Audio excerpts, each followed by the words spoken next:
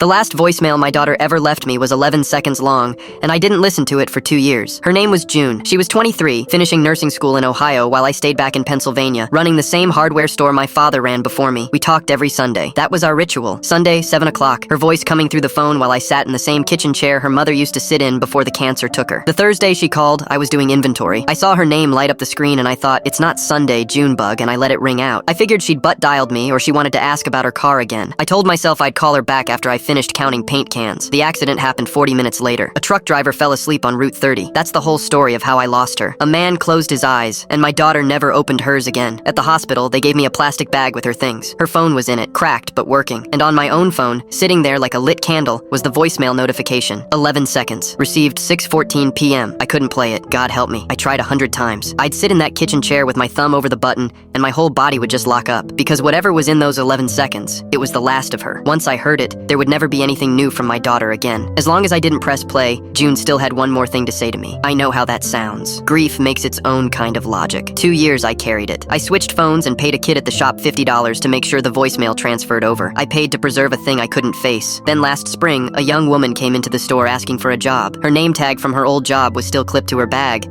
a hospital badge. She said she'd just finished nursing school, but she'd frozen up during her first code and quit, and she was pretty sure she wasn't cut out for it. She was just going to stock shelves instead. I heard myself say, my daughter was a nurse, past tense. First time I'd ever said it out loud. She asked about her, and I don't know why. I'd never told anyone, but I told this stranger about the voicemail, about 2 years of my thumb hovering over that button. She was quiet for a long moment. Then she said, sir, in the hospital, when families are afraid to come into the room, we tell them the same thing. You're not protecting yourself from the goodbye.